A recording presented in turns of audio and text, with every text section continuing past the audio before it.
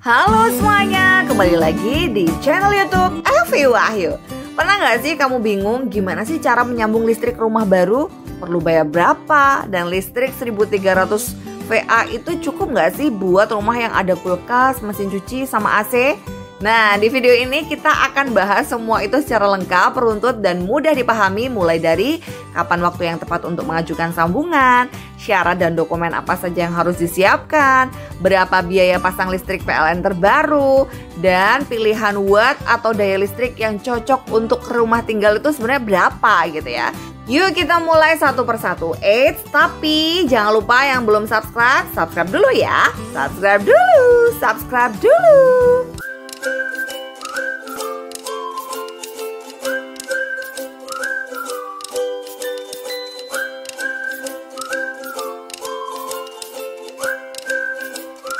Oke, langsung saja kita lanjutkan videonya. Banyak banget yang bertanya, kapan sebaiknya mengajukan sambungan listrik?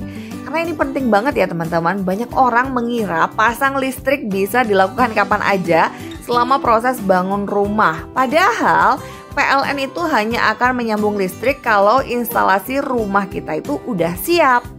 Nah, jadi kapan nih waktu terbaiknya? Idealnya setelah proses bangun rumah selesai sekitar 80-90%. Artinya ini atap sudah terpasang, dinding sudah tertutup, dan instalasi listrik di dalam rumah tuh sudah dipasang oleh teknisi. Kenapa harus begitu? Karena petugas PLN nanti akan melakukan pengecekan kelayakan instalasi. Kalau instalasinya masih asal-asalan atau kabelnya belum dipasang, pengajuannya itu bisa ditolak atau ditunda, teman-teman. Jadi seperti itu. Nah, untuk syarat dokumen untuk pengajuan sambungan listrik PLN-nya itu apa aja nih ya? Sebelum mengajukan permohonan, teman-teman tuh harus menyiapkan beberapa dokumen. Ini penting banget karena tanpa kelengkapan dokumen, proses pengajuan bisa tertunda.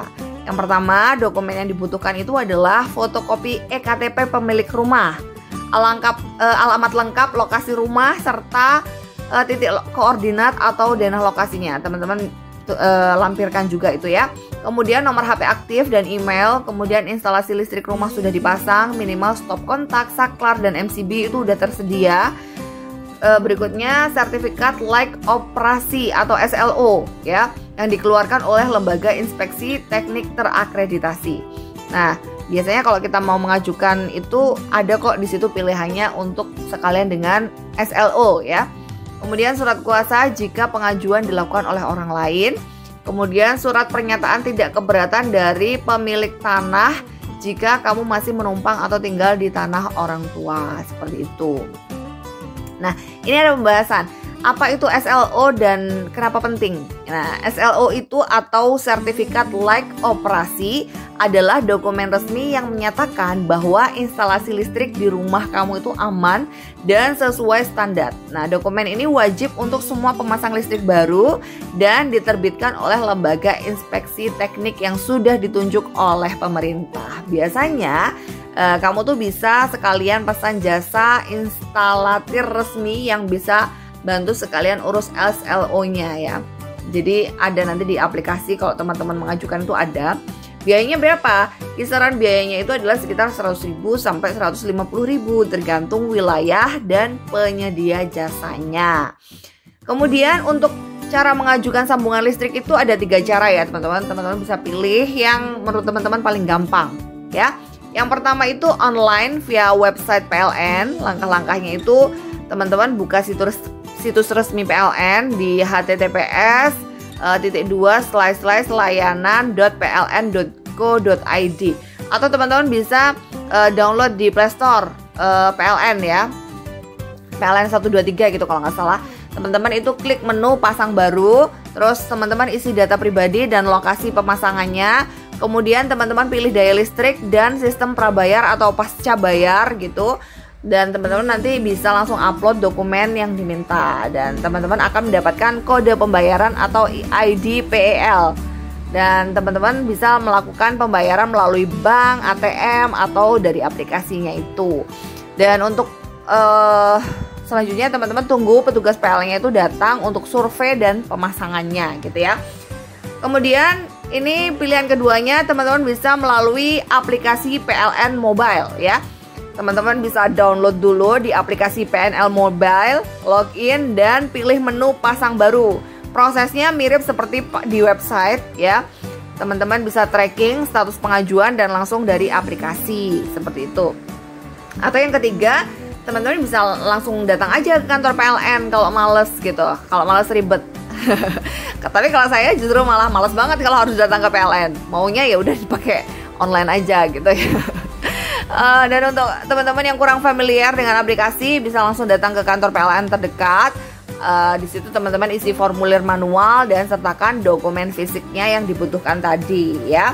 Kemudian teman-teman di situ bisa memilih tuh daya listrik untuk rumah tinggal itu berapa aja gitu ya. Memilih daya listrik ini penting, jangan asal pilih karena terlalu kecil bisa bikin listrik sering jeglek, tapi kalau terlalu besar bikin tagihan awal jadi lebih mahal banget. Nah, saya juga akan menjelaskan nih panduan memilih daya listrik berdasarkan kebutuhan rumah. Saya jelaskan ya teman-teman. Ini pilihan pertama. Sebenarnya ada 450, tapi zaman sekarang kayaknya rasanya udah nggak relate banget 450 ya teman-teman, karena apa-apa sekarang serba listrik gitu ya. Minimal 900 lah. Oke. 900 VA atau volt ampere. Ini cukup untuk rumah tangga sederhana, sangat sederhana. Hanya bisa menghidupkan 3 sampai 4 lampu, kipas angin dan juga TV. Tidak cocok untuk rumah yang punya kulkas, AC atau mesin cuci ya. Biasanya digunakan di rumah subsidi. Seperti itu teman-teman. Karena kebanyakan di perumahan-perumahan sekarang udah minimal 1300 ya teman-teman ya. Kemudian 1300 volt ampere. Ini ideal untuk rumah tipe 36 atau 45. Cukup untuk lampu, kulkas, mesin cuci, dan satu AC kecil setengah PK. Ini nggak pernah jeglek sama sekali. Karena di tempat tinggal saya itu di perumahan ya, pakai 1300 volt ampere ini lumayan aman. Pakai oven juga masih bisa, pakai AC juga bisa, pakai mesin cuci bisa, nggak pernah jeglek sama sekali. Ini cocok untuk keluarga kecil ya teman-teman, karena memang di sini keluarganya cuma saya, suami, sama anak 3 kecil ya. Jadi saya rasa ini cukup untuk rumah sederhana tipe 45 cukup ya. Kemudian 2200 VA bisa untuk kulkas besar, mesin cuci otomatis, AC sampai dengan 1 PK bisa. Kemudian rice cooker, dispenser, dan aman digunakan untuk rumah dengan 3 sampai 4 penghuni. Sebenarnya ini sesuai kebutuhan aja ya teman-teman. Penghuninya berapapun, kalau kita nggak pakai aneh-aneh juga cukup-cukup aja gitu. Di 1300 itu juga masih bisa kok pakai rice cooker gitu, masih bisa.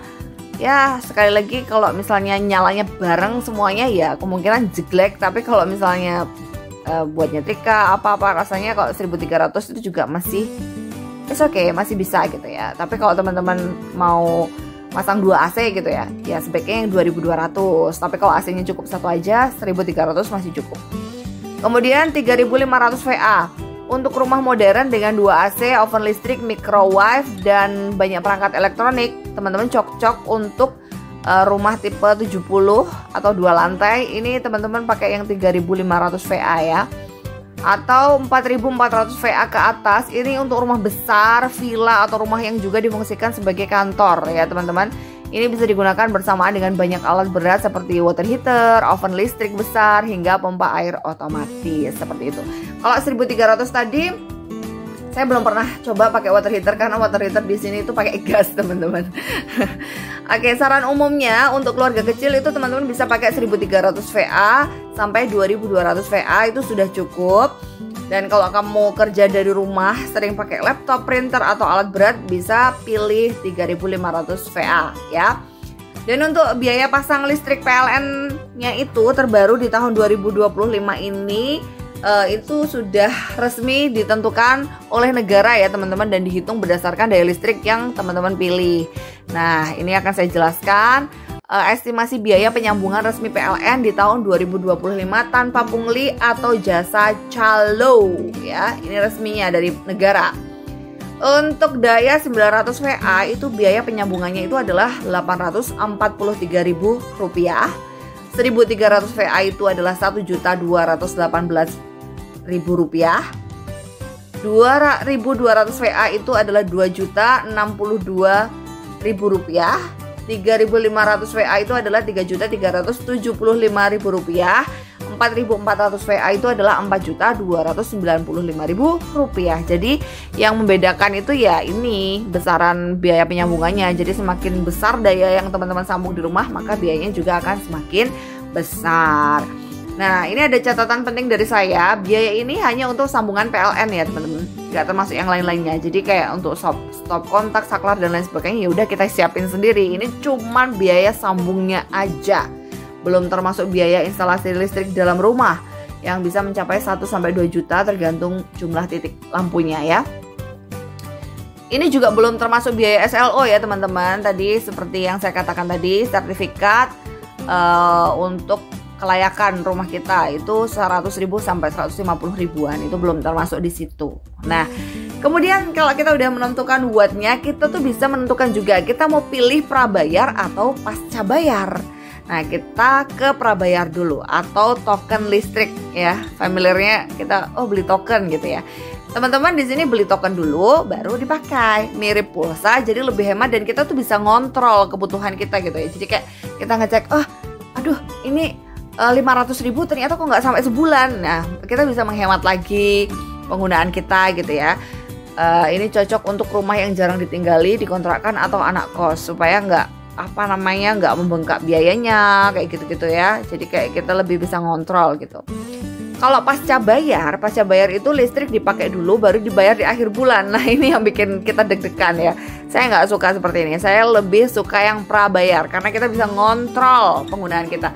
Kalau kita pakai pasca bayar, enak aja kita pakai ini itu. Ternyata pas terakhir tagihannya bengkak seperti kayak PDAM. PDAM itu kan juga pasca bayar ya. Jadi kayak kita nggak bisa kontrol, kita nggak tahu. Kadang-kadang tiba-tiba bulan ini mahal, tiba-tiba besoknya murah kayak gitu.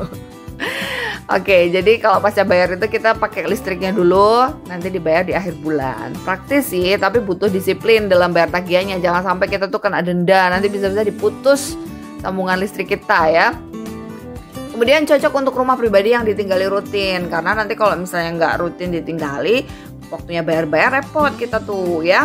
Kemudian banyak keluarga sekarang itu lebih suka ke prabayar ya, karena lebih transparan dan tidak ada risiko tagihan menumpuk gitu. Seperti saya juga lebih suka prabayar. Memang sih kita bayar dulu ya, lebih baik itu kan kita bayar dipakai daripada kita kayak bayar di akhir-akhir sama dengan kayak ngutang gitu kan. Saya nggak suka kayak gitu. Oke. Nah, setelah pengajuan, apa yang akan terjadi? Nah, setelah pembayaran selesai dan dokumen dinyatakan lengkap, petugas PLN itu akan datang ke lokasi untuk survei dan pemasangannya. Mereka akan pasang tiang listrik jika belum ada jaringannya dan KWH meternya. Kemudian dalam waktu 3-7 hari, listrik biasanya sudah menyala. Dan teman-teman akan menerima nomor pelanggan dan ID token jika prabayar. Kalau ada kendala seperti belum ada jaringan listrik di sekitar rumah, bisa ada tambahan waktu dan biaya untuk tiang atau kabel sambungannya. Kemudian, saya punya tips tambahan supaya prosesnya lancar dan aman. Yang pertama adalah teman-teman lakukan instalasi listrik rumah hanya oleh teknisi bersertifikat ya teman-teman. Jangan gunakan jasa calo atau makelar. Proses resmi lebih aman dan murah. Teman-teman cek dulu jaringan listrik di sekitar. Kalau jaringan PLN belum tersedia, teman-teman bisa konsultasi lebih awal dengan pihak PLN-nya. Kemudian teman-teman simpan bukti pembayaran dan nomor pelanggan dengan baik ya teman-teman. Jangan sampai hilang, untuk jaga-jaga aja di kemudian hari ya, supaya lebih aman. Nah, sekarang kita ke penutup ya teman-teman. Itu tadi dia panduan lengkap cara menyambung listrik PLN untuk rumah baru, mulai dari syarat, proses, biaya, sampai tips hemat dan aman. Nah, kalau teman-teman suka konten praktis seperti ini, jangan lupa klik like, subscribe, dan nyalakan lonceng notifikasinya. Sampai ketemu di video berikutnya hanya di channel Evi Wahyu. Bye-bye!